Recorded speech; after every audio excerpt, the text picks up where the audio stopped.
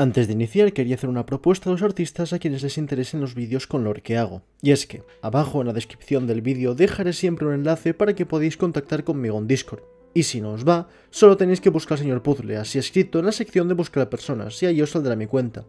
Allí si queréis podemos estar en contacto para que, si queréis, de nuevo, podéis aportar al proyecto de Monbots con ilustraciones para los vídeos y así enriquecer visualmente a esta serie, otorgando créditos al autor correspondiente.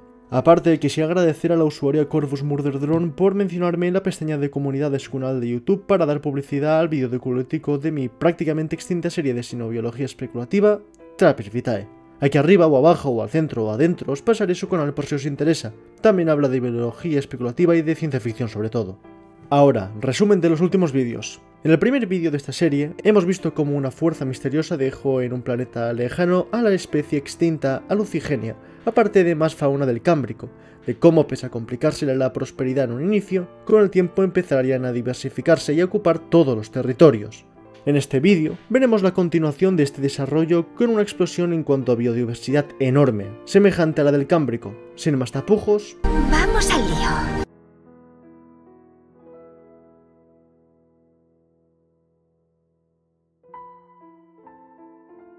En los primeros bosques de esponjas, el Phoreficax Avistus Spongia no necesitaría diversificarse en un inicio, ya que les iba bien como estaban.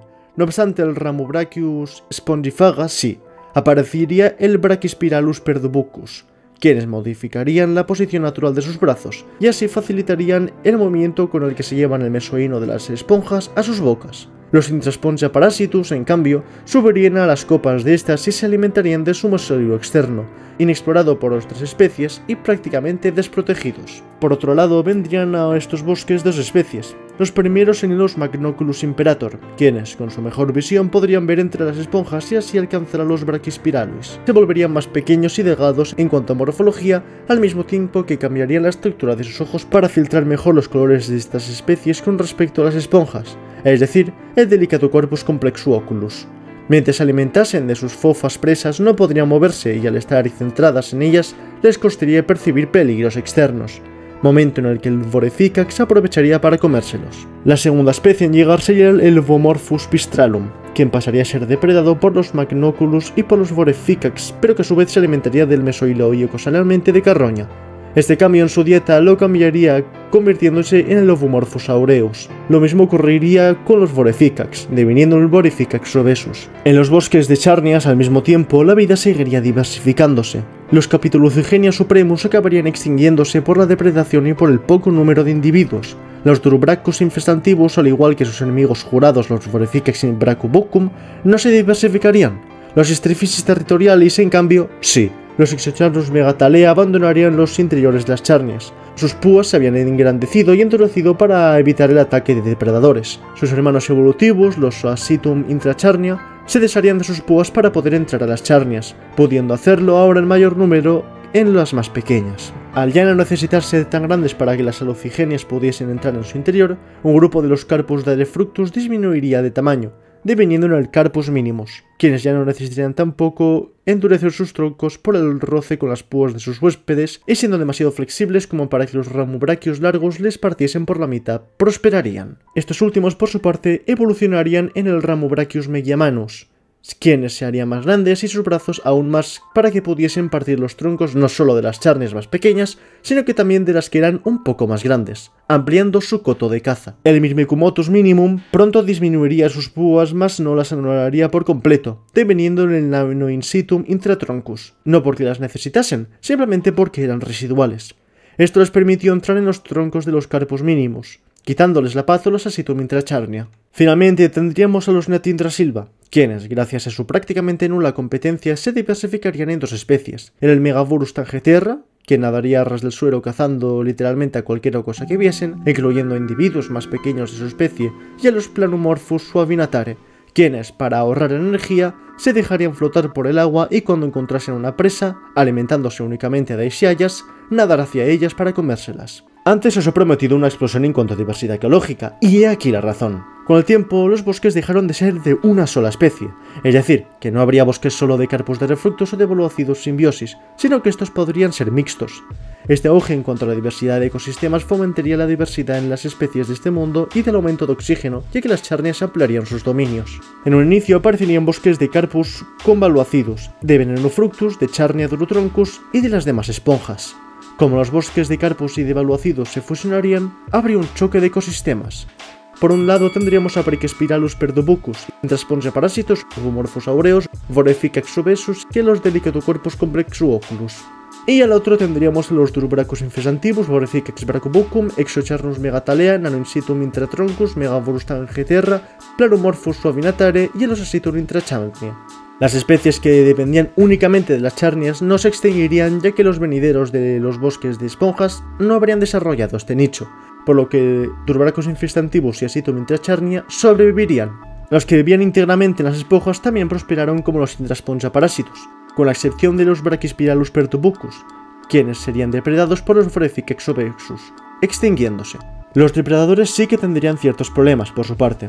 En un inicio, cada depredador se comía a los descendientes de los que estaban en sus nichos. Los que vivían en las esponjas se comían a los que antaño vivían en las esponjas, y los que vivían en las charnias se alimentaban de los que antaño vivían en las charnias. En el caso de los Megavorus tangeterra y de los Plaromorphus suavinatare, los problemas arribaron antes a causa de que ocuparon el mismo nicho, un ser que se abalanzaba sobre sus presas desde lo alto sin preocuparse en la flora. Finalmente, el Plaromorphus, al no gastar tanta energía y al ser más rápido, prevalecería sobre su hermano evolutivo. Con el tiempo, no obstante, los demás depredadores empezaron a complementar su dieta con especies del otro nicho ancestral, y ahí sí que siguió la guerra. Los Voreficax obesus prevalecerían por encima de los Voreficax brachobucus, y los Delicatocorpus complexuoculus prevalecerían por encima de los Plaromorphus suavinatare con la ventaja de su visión. En cambio, los Ovomorphus aureus, para poder sobrevivir, decidieron simplemente alimentarse de carroña, dividiéndose entre los Ovomorphus necrovoris y los Ovomorphus purus, esperando a la carroña de animales moribundos, y los restos de los necrovoris esperaron a las sombras de las criaturas cazadas. Con el tiempo, para mejorar su protección, los Exocharnus megatalea, las copas de sus púas, se ensancharían, cubriendo sus lomos y deviniendo en una suerte de caparazón, impidiendo a las presas más pequeñas tragárselas y morir de hambre al no poder tragar nada más, si es que se atoran en sus gargantas. Recordemos que su sistema respiratorio es cutáneo, por lo que no tendrían pulmones, al menos no tal como los conocemos, y por lo tanto, ese atascamiento no supondría un problema de respiración, sino que de alimentación. En los bosques de los ahora aislados Venenofructus, ante la falta de depredadores, rápidamente se fueron diversificando en los Venenofructus intracapis, Venenofructus rex y los Venenofructus lepidus. Los primeros, para aprovechar el material muerto animal que ahora abundaba, se enterraron en los bosques de Capus. Pequeños e insípidos se volverían en una plaga, cubriendo todo el suelo. Para evitar su sobrepoblación, apareció una especie capaz de alimentarse de ellos sin envenenarse, los Delicatocorpus teneovenenis, quienes regularían su población, pasándose todo el día arrastrándose por el lecho y así compensar las calorías a las que estaban acostumbrados con las grandes ingestas de los Venenofructus. A su vez, estos serían devorados por los Voreficax obesus. Yendo a los bosques íntegramente de Venenofructus, los rex se harían grandes para llegar a alturas mayores y así captar más luz que sus congéneres. Aprovechando este nuevo ecosistema carente de depredadores, los Exocharnius coriacea, quienes se alimentarían de los parásitos, llegarían. Sus Venenofructus favoritos serían los lepidos, quienes habrían abandonado el veneno para no emponzoñar a sus desparasitadores sin querer. Con el tiempo, algunos Exocharnius empezaron a presentar conductas territoriales y caníbales, cosa que les dividiría entre el Infestantivis autophilephagus y el Pertinaxus durutesta. Los primeros, aprovechando las púas residuales de sus troncos para crear pequeños cuernos con los que excavarían, los cuales hundirían levemente bajo tierra y así imposibilitarles a sus depredadores atraparles. En los bosques de esponjas, en las que las Jacelias se quedaron, también habitarían los Brachyspiralus pertubucus, Intraspongia parasitus, Ovomorphus aureus, Voreficax obesus y los Delicatocorpus complexuoculus. Los Brachyspiralis pertubucus se extinguirían aquí, ya que el mesohilo externo de las esponjas no estarían tan presentes como con los valuacidos. Los Intraspongia parásitos tendrían que hacerse más pequeños, ya que, de nuevo, el mesohilo interno de las Jacelia, en donde estarían obligados a migrar, no serían tan abundantes, por lo que minimizaron su medida, dividiendo en el Intraspongia coccinellila. El Ovomorphus aureus también cambiaría, convirtiéndose en el Ovomorphus aenomenopictis. Adquiriría patrones azulados en su piel, cosa que le daría un color más vivo. Esto lo hizo debido a que, como el agua dispersa la luz a la distancia, colores tan llamativos como podrían ser los de las Jacelia tan juntos se homogeneizarían a la distancia, por lo que ser colorido sería una buena estrategia de camuflaje, de aquí que hoy en día tantas especies de peces de arrecifes de coral sean llamativas. De esta manera podrían evitar los ataques de los Delicotocorpus complexuoculus. Los Ophiolephicax obesus, para evitarse esta caza, también desarrollaron colores fucsias, deveniendo en los Ophiolephicax luxies, quienes ahora cazarían casi exclusivamente a los Ophomorphus anemonopuctis. Muchos Delicotocorpus se fueron de estos bosques en busca de presas a los bosques mixtos y en alta mar. Otros, en cambio, permanecieron, reduciendo su vista ya que ya apenas podían percibir a sus presas con esta y potenciando su olfato, convirtiéndose en el Delicotocorpus levimanus. Es así que hurgarían en las Hacelias para hacerse con los Intrasponsa coccinella, que, tras este pequeño periodo sin depredadores, o se hicieron más grandes, convirtiéndose en los Megaloboris lepismamorphus, o aumentando su fertilidad, convirtiéndose en el Polyphyllus fertilis. La Hacelia, con un ecosistema solo para ellas, se fueron diversificando. El Leucolorus no evolucionó de momento, el Arcus pluvi evolucionó en el Vitaere parasitus altus y en el Calopictis arcuphysis, el Grisum en Synoxatrus parasitaviaris, Falsumesophyllum salvare y en el Altusaxus pavoparasitus, el Cavis en el Caluxphysis motunigris y en el Normalus acambiare, y el Canivicio se extinguió. Cada una de estas especies desarrollaron mecanismos diferentes para evitar la intromisión de Polyphyllus fertilis y de Megaloboris lepismamorphus, que sí que en una forma física que dificultaba su acceso, que sí creciendo en lugares inhóspitos para sus parásitos, que sí con veneno. Estos a los descendientes de los Intrasponsa les dio absolutamente igual, por lo que evolucionaron en diferentes especies especializadas en diferentes especies de Hacelia. Los Polyphyllus vitaere parasitus se alimentaron de los Vitaarena altus, los Polyphyllus calopictum en Calopictis arcuphysis, los Polyphyllus Synoxatrus parasitavitaris, el Polyphyllus falsumesophyllum en el Falsumesophyllum salvale, el Megaloborus altusaxum en el Altusaxus pavoparasitus y el Megaloborus calixophysis en el Calixophysis motunigris. El caso de los anormales acambiare sería particular, ya que aquí no habría especies endémicas de esa Hacelia, sino que este lugar se vería disputado entre los Polyphyllus vitaere parasitus y el Megaloborus calixophysium. Los Ophiolephicax ponerebucus aprovecharon este lugar para meter sus bocas en el interior de las Hacelias y así alimentarse de sus parásitos, aprovechando sus poderosísimas mandíbulas para succionarlas. Los Brachyspiralus pertubucus, al las Hacelias no tener mesolio externo, acabaron por extinguirse en esta zona. Alejándonos de los bosques, en las aguas abiertas la vida también vería nuevos cambios. El Rapidus altus rubrocapilis, al tener un nicho solo para ellos, se diversificaron entre el Rubropunctum necrovoninfestantibus, quienes se enterrarían en grupo bajo tierra para que cuando alguna criatura caminante pasase por encima que saltasen a la vez, cortándole y perforándole con sus púas y así comerse el cadáver en grupo si es que este ataque de un solo instante lograba matarlo, cosa que en los individuos más pequeños no será complicado. El Simulamonus omnisaltaris, quienes saltarían en unísono en grupos más reducidos para aparentar ser una sola criatura y así atemorizar a rivales, y el Ananocorpus megabotrus, los cuales harían migraciones masivas en forma de plagas. Los Ophiolephicax bracubucus, por su parte, evolucionarían en dos especies, el Ophiolephicax meridium y el Ophiolephicax septentrium, uno que viviría en las aguas norteñas y otras en las sureñas del planeta, y es que la temperatura y pH de la corriente norteña no sería igual que la sureña, y como el género Ophiolephicax tiende a ser tan sensible ante estos cambios, se aislarían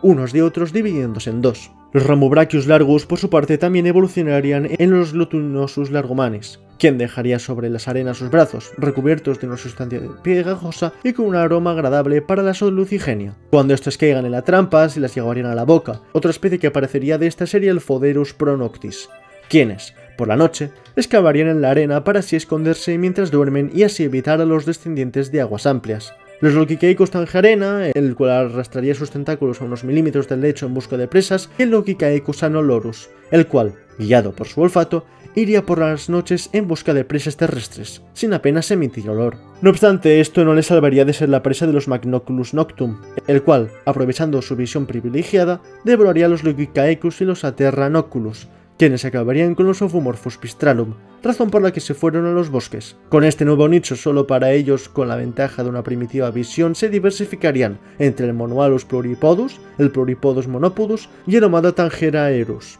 los cuales serían los primeros en tocar la superficie del agua, en grupos familiares, saltando al aire esporádicamente y así alejarse del alcance de los depredadores cuando no estén en busca de alimento. La contraparte diurna del Magnoculus noctum sería el Magnoculus titanocephalopodis. Este sería colosal y se alimentaría tanto de Homomorphus como del Noctum mientras estuviesen dormidos. El Megamaxillavelox ahora pasaría a usar su olfato para detectar a los Caelicalceolorus y Vertis, ya que su tinta sería muy fuerte. En este tiempo evolucionó el Megamaxima apodus, cuyo cuerpo sería mayormente ocupado por su tubo de propulsión, Sus brazos, con el tiempo, al debilitarse, se volvieron inútiles y le complicaron la tarea de moverse, por lo que cada vez prescindirían más de ellos. El Calicachalorus, pues, se extinguió por la depredación. Los Vertis, en cambio, se diversificaron en 3 especies. Los Omnidermu Vertis intrasilva, quien se refugió en los bosques de Charnias, aprovechando su color verdoso para camuflarse. El Fortuvenenus anolorus, quien tornó su tinta en veneno y la volvió inolora. Y los Largoglucigenia abyssum, quien se internó en los abismos.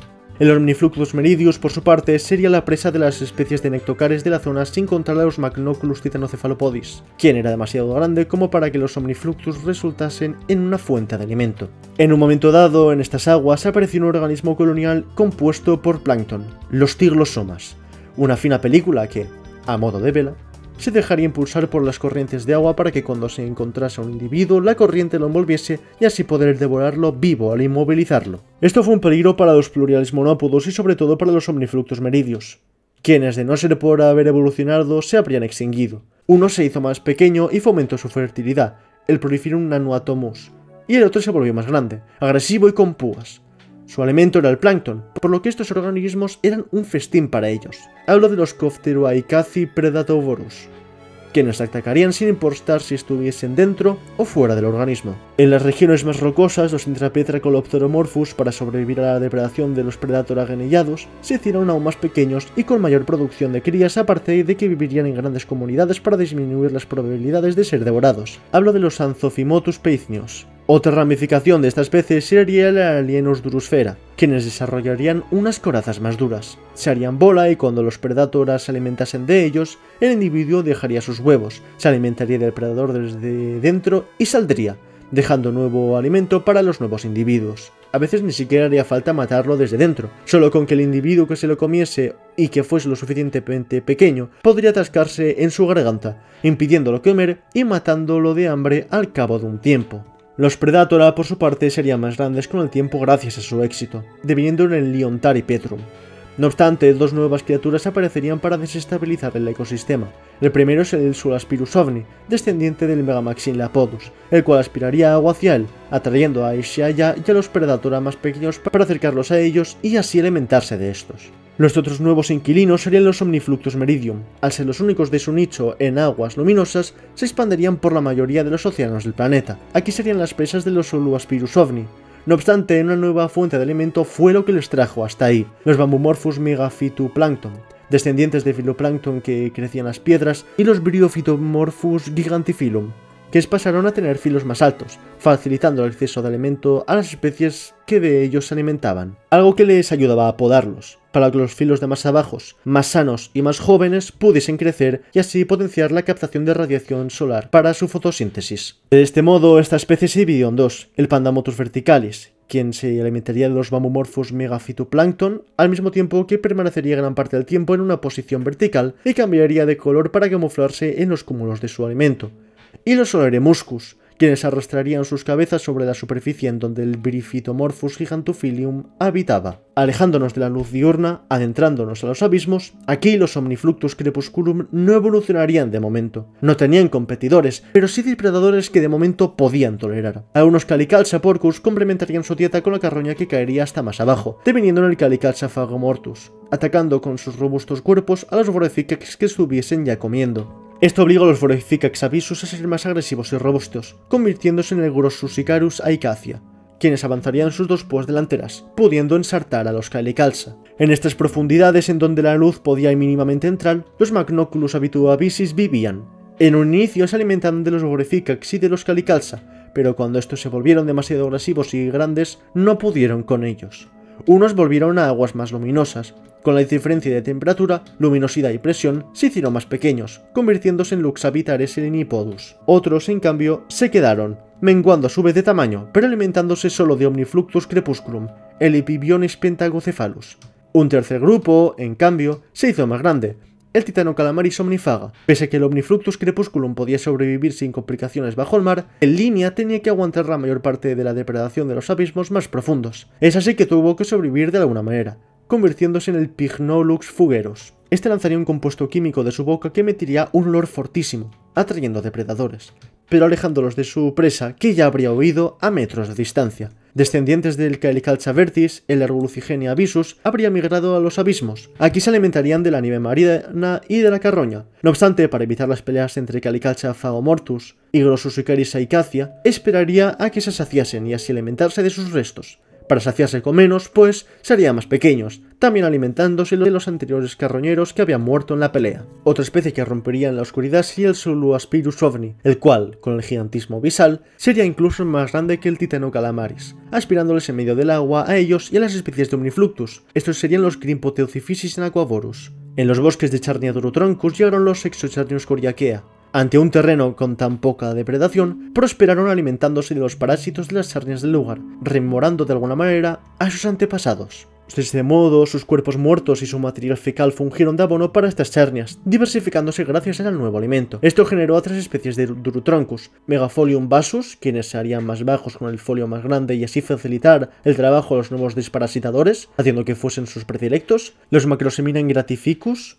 quienes aumentarían su bulbo subterráneo para poder captar más alimento que dejaban los Exocharnius; y los Pluricavus intratroncus, quienes generarían agujeros en su tronco para dar cobijo por las noches a los Exocharnius y así alimentarse de sus desechos. Un segundo, ¿cobijarse de qué? Eventualmente la gran proliferación de esta especie atrajo a Logicaecus inoculus, quienes, sin mucho éxito en un mar abierto, se adentraron a los bosques de Megafolium, Pluricavus y Macrosemina. Esta especie sería nocturna y atacaría cuando los Exocharnius dormían en los agujeros de los Pluricavus. Para encontrarlos, salieron 2 soluciones evolutivas: el Delicatumannus intracavis y el Aspiracavis aspiracavis. Uno cogería a los Exocharnius uno por uno para meterlos en su boca. El Aspiracavis, por su parte, rodearía los troncos con sus tentáculos, encajando sus bocas con los agujeros de los escondidos Exocharnius y los succionarían. No obstante, el Intracavus, para poder digerir esta coraza, de vez en cuando tragaba rocas de lecho marino para que pudiesen ayudar a digerir en sus estómagos a su presa, semejante a lo que algunas especies de aves y dinosaurios hacen, cosa que su hermano evolutivo no hacía. Ya no tenía ninguna protuberancia que fuese resquicio de su ahora inexistente ojo, por lo que su hidrodinámica sería mejor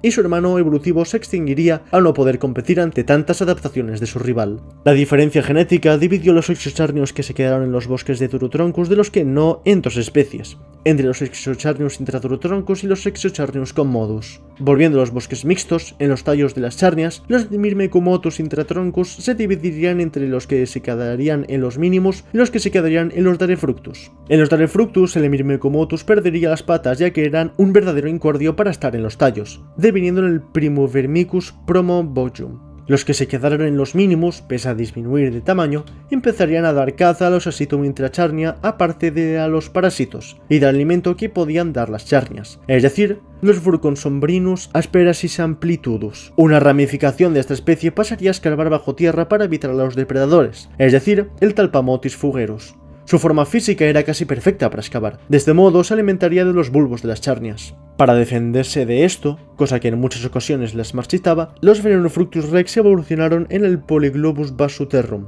Desarrollaron varios bulbos señuelo para esta especie y así disminuir las posibilidades de que fuesen a por lo que podrían acabar con la planta entera. Algunos valuacidos evolucionaron en los Patronus protalpamotis, quienes emitirían toxinas en la tierra circundante al bulbo de la charnia con la que estaban haciendo simbiosis para alejar a los talpomotus. Charnias de un solo bulbo que tuviesen a los Patronus como simbionte tendrían un 45% de probabilidades de sobrevivir ante ataques del talpomotis.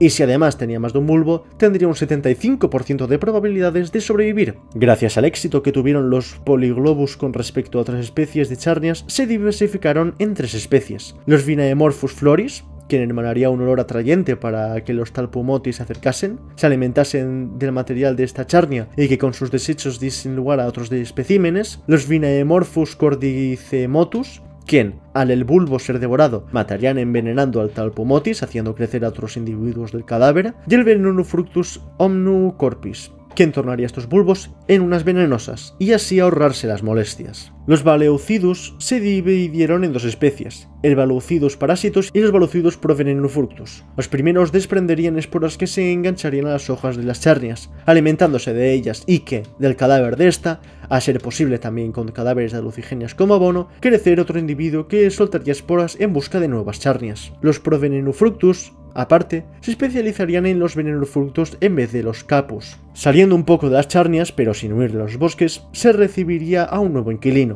al Omnidermivertis intrasilva, quien, con un color más verdoso, cosa que le ayudaría a camuflarse entre las charnias sin ser percibido por tantos depredadores, se alimentaría de la corteza de las charnias más viejas y, ya de paso, de sus parásitos, reguladores de esa especie que permitirían que la densidad de charnias no se saturase. Eso, no obstante, no les protegería siempre de los Boreficax obesus y de los Delicotocorpus complexuoculus. Estos primeros se convertirían en los Traditorus capturaptor, quienes aprovecharían los boquetes que habrían abierto los Omnidermivertis en la corteza de las charnias para no solo alimentarse de los Omnidermivertis, sino que también de las especies que se hallasen dentro de los tallos. Otra rama, el Corroborus fortis, enfatizaría sus habilidades de caza y emboscada. Ya ni los Delicatocorpus complexuoculus se atreverían a atacarles. Y hablando de los Delicatocorpus complexuoculus, también se dividirían, esta vez en 3 especies: el Suprasilva vigilaris, el cual nadaría por encima de los bosques de charnias, mirando hacia abajo en busca de presas en las que abalanzarse; el Silvumedus minuvicius,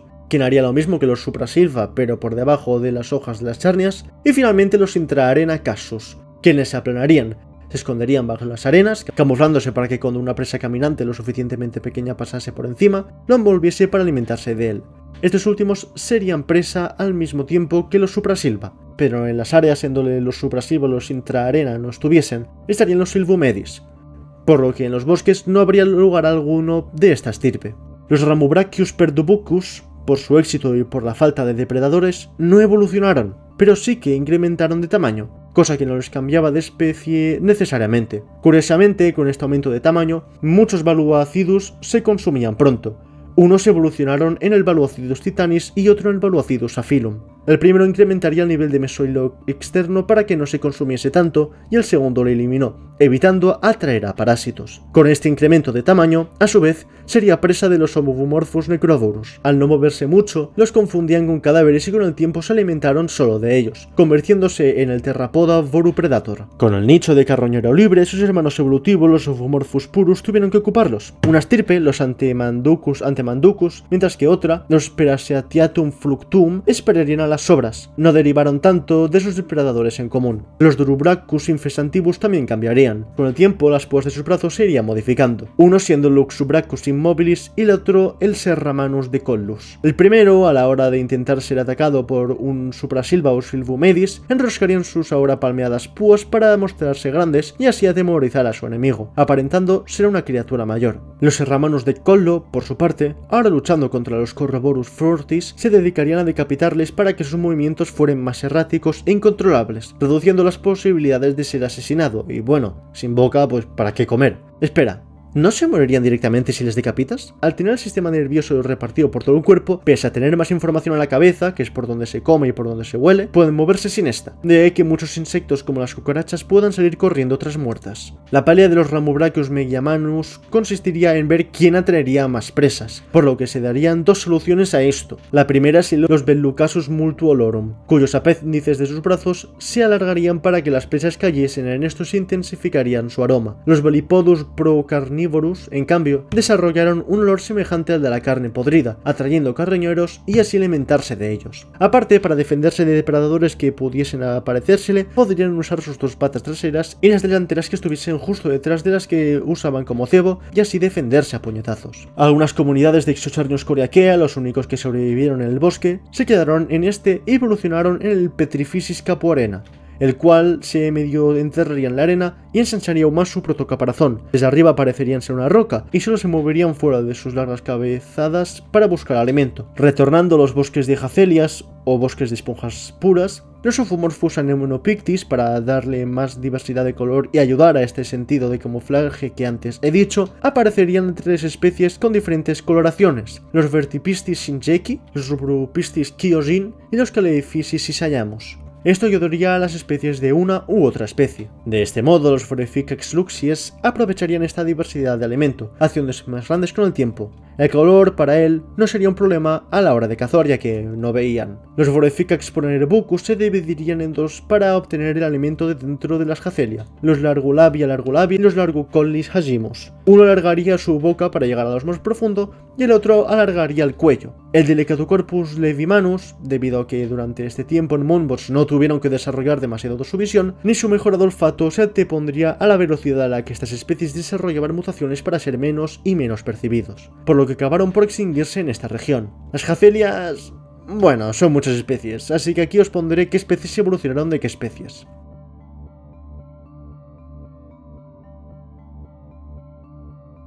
Hacedle pantallazos si las queréis mirar mejor. Los Polyphyllus y los Megaloborus, pues, se especializarían en habitar unas u otras jacelias con sus descendientes. Los Polyphyllus se hospedarían en los descendientes de los Vitaparasitus, Synguastrus y Falsumesophilum, mientras que los Megaloborus en los descendientes de los Jaceliacolorus, Altusaxus, Calixophysis y Normalus. De nuevo, en mares altos, los Logicaecus Tangeterra convertirían el tejido inferior de sus tentáculos en sensibles a los sabores, pudiendo detectar mejor al posible alimento que estuviesen debajo de sus fauces, teniendo una velocidad de reacción extremadamente rápida. Esto lo convertiría en el Epidermis veloresponsum. Algunos ciclosomas, en un afán de encontrar presas más grandes, llegarían algunos a medir 3 metros cuadrados. El Logicaecus anolorus, no obstante, por la depredación de los ciclosomas y por la competencia de los bidermis, acabarían por extinguirse. Por otro lado, los Nanocorpus a la hora de desplazarse lo harían saltando para evitar el ataque de depredadores, pudiendo herirles en caso de intento de caza y que, de paso, barriesen todo organismo que se encontrasen vivo o muerto. Eso los convertiría en el Nanocorpus Megaureka. Otra estirpe, por su parte,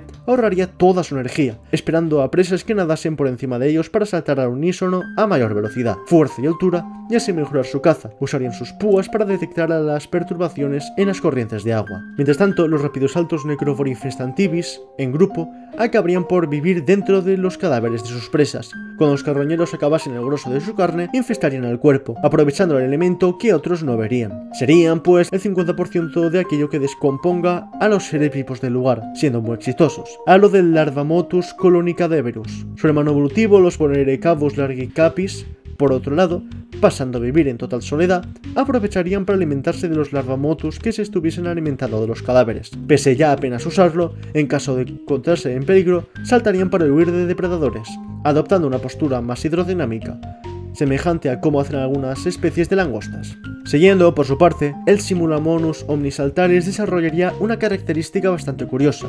Al saltar lo haría de tal manera que por unos segundos se asemejasen a otras especies, pudiendo imitar a algunos pterix y a etilosomas en pos de ahuyentar a depredadores cual pulpo mimo. Esto lo lograría emitiendo hormonas con las que comunicarse con demás ejemplares a lo mente colmena. Un inconveniente que tendría es que al ser este sistema de hormonas uno tan primitivo, la información de un punto del grupo a otro tardaría un par de segundos antes de actuar. Para las especies que viesen podrían ser confundidos con las otras especies. Para los que no, solo percibirían algo grande mediante olor y perturbación en el agua. Esto sería el Mimicus diasidiae. Otra estirpe, en cambio, se ataría entre individuos para mejorar la sincronización del salto. Cuando sintiesen saltar uno, los demás también saltarían. Los Omnimonus megaumbra. Los Polyphyllum nanoatomus evolucionaron en el Pluriphyllum nubes, quienes se harían aún más pequeños y quienes se alimentarían de los animales que nadasen en estas aguas, agachándose a sus carnes y devorándoles cual parásito, cosa que también harían en caso de ser atrapados por trilosomas. Los Copteroicaci predatoborus evolucionaron en dos especies, el Copteroicaci vorasomus, quienes pasarían a alimentarse casi exclusivamente de tiglosomas en grupo, cuidado de no ser atrapados por estos, ahora engrandecidos, y el Copteroicaci luxacum, quienes usarían a mares más altos cazando a sus primos, los Omada tangeraeros. Estos a su vez, al llegar a zonas con plancton que no había sido tocado, evolucionaron en tres especies, el Omada balenus, los más grandes, el Omada bimembranoculus, quienes harían un salto en cuanto a la complejidad de sus ojos, pudiendo ver siluetas más definidas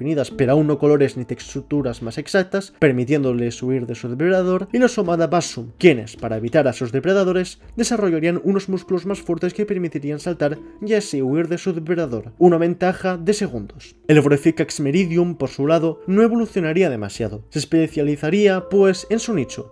El Septentrium evolucionaron en dos especies, el Migraris australum, quien se movería aparte por las zonas rocosas y por los bosques de jacelias, y los Voreficax ultimus, quienes se volverían una criatura territorial y no tanto errante como lo era antes ni viajera como su hermano evolutivo. El Glutinosus largumanus también se diversificaría en tres especies. El Sylvabrachys auropictis desarrollaría unos brazos con unos apéndices mucho más extensos y ramificados, teñidos de un intenso tono amarillo que atraería a los pocos que pudiesen ver. Su sustancia sería tan pegajosa que muchos pterix no podrían huir. Aparte tendríamos a los Horizontalus ambire, quien también desarrollaría sus ramificaciones. Sin embargo, este linaje lo haría recorriendo el suelo y rodeándole, evitando ser presa de los descendientes de los Rubrucapilis y de paso alimentándose de ellos, emitiendo un fuerte aroma putrefacto para atraerles como algunas plantas hacen para las moscas. Finalmente tenemos a los Linguamanus levibrachis, quienes podrían retraer sus cebos a gran velocidad para acercárselos a la boca. Los Froderus pronoctis aprovecharían esta mejora para escarbar y evolucionar en dos: el Sarlacmotus infirmupodis, quien esperaría bajo la arena todo el tiempo a la espera de sentir alguna presa por encima de él y así atacar a modo de sorpresa.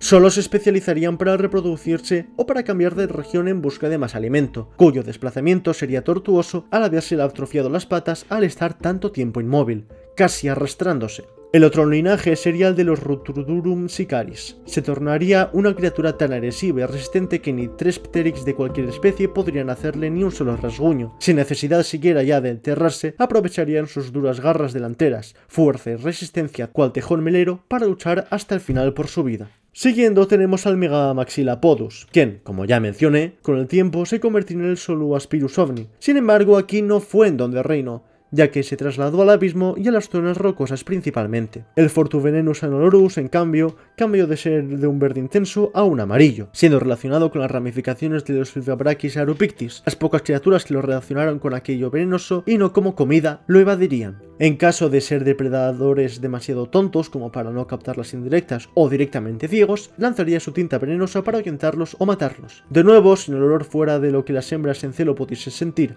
Estas, al no requerir soltar tanta tinta venenosa, empezó a cambiar su morfología a la del macho. Hablamos del Prodormus colorusol. El Magnoculus noctum no evolucionaría mucho. Al ser el depredador primordial de un nuevo ecosistema, las aguas nocturnas, su esperanza de vida se alargaría, acabando por ser el pteryx más longevo que Monboch jamás vería, por lo que su evolución, aparte de necesaria por el momento, se volvería mucho más lenta. Su versión diurna, el Magnoculus tithenompodius, ahora con presas especializadas en evitarle, con una evolución lenta y con una gran competencia, acabaría por extinguirse. El Monualus pluripodus evolucionaría en una especie para evitar a sus depredadores. Se haría más pequeña y se haría más fértil, reduciendo la posibilidad de que un grupo de centenares, no es que nadasen en bancos, pero eran mínimamente sociales y no era difícil toparse con un cúmulo de estos en zonas de desove, de reproducción u otros, cada individuo fuese devorado. Su primo evolutivo, el Plurialis monopodus, evolucionó en dos maneras de mejorar su sistema de natación y así poder huir mejor de sus depredadores: el Plurialis aperis y el Plurialis clauderus, uno con las aletas más abiertas, permitiéndole mantener un movimiento más rápido por más tiempo, y el otro más cerrado con más movimiento,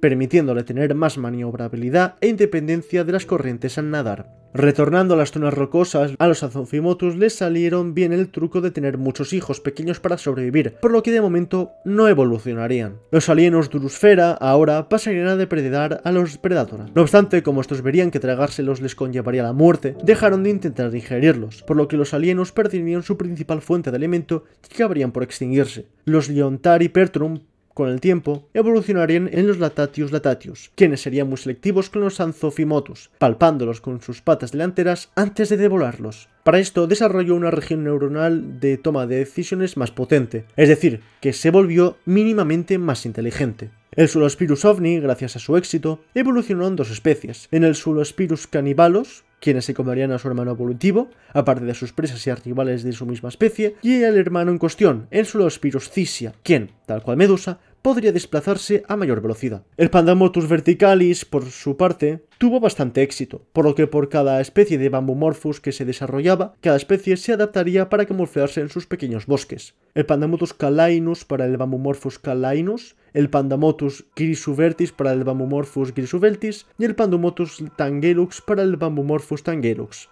el más alto de todo su linaje. Aparte de este género con el mismo origen, también podemos encontrarnos con los mismos Colorimanducus, quien pasaría a tener el color y el olor de unos Bambumorphus a otros solo con migrar de un bosque a otro alimentándose del Bambumorphus locales, cual flamencos, con las gambas que les dan ese color rosado. Al mismo tiempo aprovecharía esta capacidad de cambiar para hacer creer a machos que es una hembra interesada en reproducirse solo para comérselo cuando esté desprevenido. Los Oleremuscus, al mismo tiempo, por la gran extensión que estaba alcanzando el Briphitamorphus gigantifilum, se diversificarían en dos especies: el Bovimotus delicatophysis y el Grossumotus voraclorophilis. Estos Briphitamorphus se extenderían tanto y aumentarían tanto sus filos que cubrirían todas las zonas rocosas, tiñéndolas casi por completo de verde. Volviendo al abismo, los Pycnolux fugueros se dividieron en dos especies, una que se quedó en las zonas más profundas del abismo, el Pycnolux nigromundus, y otra que fue a regiones más crepusculares, el Pycnolux lux. El primero, al vivir en regiones en donde la depredación era peor, intensificó el olor de su sustancia, mientras que el Lux la disminuyó al no necesitar tanto de ella. El Ergulufigenia visis no requirió evolucionar mucho. Al ser resistente, la diferencia de presión entre una región y otra no les afecta demasiado, y es que cada especie marina está hecha para soportar solo un nivel de profundidad u otro. Es por eso que no encontraremos atunes en el abismo, ni peces gota en las costas, ya que de otro modo morirían. Pocas especies pueden tener tanta flexibilidad de movimiento. El Omnifluctus crepusculum ahora sí que evolucionaría en dos especies entre el Arducorpus squalumorphus y el Arcopistis levialus. El Grympoteucifisis evolucionó, por su parte, en dos especies, entre el Paucarnis extensumembrana, el cual pasaría a absorber agua lentamente, barriendo el lecho marino para que las especies del lecho se viesen atraídos a ellos, como al cambiare volumen pro momentum, el cual se quedaría totalmente plegado y estrujado para que cuando detectase una presa, la abriese. La presión del agua la traería a sus fauces y en tiempo récord la cerraría de nuevo para digerirla. Sus aletas vestigiales crecerían y pese a aún ser muy pequeñas, le permitirían posicionarse para poder absorber a sus presas de una mejor manera. El Glossusicarius aicacia cambiaría la forma de sus púas orientadas hacia adelante, ahora cuernos para poder herir a sus rivales con mayor facilidad. Salieron, pues, tres especies: el Grossusicarius taurus, el Grossusicarius serracornis y el Grossusicarius cuvucornis. El Titanocalamaris, a su vez, con una creciente biodiversidad en una región insospechada, triunfaron y se fueron diversificando en dos especies: el Hydrodynamicus telumorphus, el Pteryx más rápido que jamás habrá en Mondbots, y el Architeuthymophysis non-nautilus, el Pteryx más grande de la historia de Mondbots gracias al gigantismo abisal. El Oxabitaris selenipodus, dentro de la pequeña región que ocupaba en las capas marinas, tuvieron bastante éxito, diviniendo en tres linajes: el Alburubrum solus, los Alburubrum nigrum y los Telaserenis darilux, quienes en manadas aprovechaban las pocas corrientes marinas impulsándose con sus propulsores, se movían en grupos, formando masas, usando sus cabezas y sus tentáculos como velas, ya sea aparentar ser grandes para los otros Pteryx, y para reducir las posibilidades de ser devorados. Los Alubrubrum nigrum, en manadas más pequeñas, también nadarían, pero solo para cazar lo que viesen esporádicamente, mientras que los Alubrum solus tendrían una vida solitaria, encontrándose con otros de su especie solo para reproducirse o para luchar por sus pequeños territorios. Finalmente, los Epibiones Pentagocephalus se hicieron aún más pequeños. Los Parasiticultis infectius, afilando sus cabezas, las cuales se usarían para perforar la carne de sus primos evolutivos Hydrodynamicus y Architeuthymophysis, se alimentarían de ellos y dejarían sus huevos para que crezcan en su carne, y así las crías al nacer se alimentarían de él desde dentro, en ocasiones matándolo por las infecciones que las heridas producían y siendo comida para los carroñeros del lecho. Otra vez en los bosques de Turutroncus, los Exochornius commodus repitieron el estilo de vida de sus tío-abuelos evolutivos de la Tierra, los Fastivermis yunnanicus. Se sentarían en las cavidades de los Pluricavus intratroncus, alargarían su cuerpo, pero sus corazas serían usadas para puertas de los agujeros del tallo, complicándole a los Spiracavus el trabajo de cazarles, o siquiera detectarles con la suficiente mala visibilidad. Solo los más flexibles y largados para poder alcanzar los parásitos más lejanos a ellos al momento de alimentarse prosperarían. A su vez también necesitarían movilidad, por lo que evolucionaron en el Fastivermiphysis verbum. Estos, a su vez, pronto evolucionarían en el Fastivermiphysis bisexis. Al momento de desovar, las hembras se quedarían encerradas en una de estas cavidades y el macho le traería comida regularmente hasta que cuando naciesen, el padre dejase morir, siendo el primer caso de dimorfismo sexual en Mondbots. Los Exochornius intradurotroncus solo pasarían el momento de dormir en estas cavidades, pero para alimentarse no solo se limitaban a los plancton parásitos de los Pluricavus, sino que también iban hacia los Megalofolium. Los Macrosemina no, ya que, al no tener la ventaja de hacer simbiosis con los Exochornius, se les complicó más destacar de sus enemigos y acabó por extinguirse. Al alimentarse de parásitos que se alimentaban de mayor diversidad de charnias, se hicieron más grandes y se diversificaron en dos especies: el Casulevis arachnomusca, el cual escalaba en lo más alto de las charnias para dejarse caer abriendo sus patas y así hacer un efecto de paracaídas alimentándose el plancton que se iba encontrando en el trayecto hacia abajo, y los Lobomorphus pulmonimotus, el cual se ponía encima de las charnias, succionando el plancton de la hoja y cuando ésta no tuviera, alzar la cabeza para succionar el del agua circundante. En estos momentos no podría moverse, por lo que los Aspiracabis profolium aprovecharían para comérselos. Esta subespecie de las Spiracavis pasaría de succionar las cuevas de los tallos a hacer un poco lo mismo que los Globomorphos, chupar los ojos de las charnias en búsqueda de sus presas. Con esta fauna en estos bosques, las charnias supervivientes se diversificarían. El Megapholium basus pasaría a ser el Megapholium atroncus y el Megapholium titanuvertis. Y del Pluricavis intratroncus saldría el Pluricavis polytripus, Pluricavis profunducavis y el Pluricavis venenudermis, el cual, para evitar que su fuente de alimento estuviese en peligro de ser succionado, dotaría a su tallo de un aroma insípido, impidiendo a los Spiracavis entrar por ahí. Esta era, rebosante de vida, parecería nunca acabar. Una edad de oro. No obstante, incluso el oro deja de reducir con el tiempo.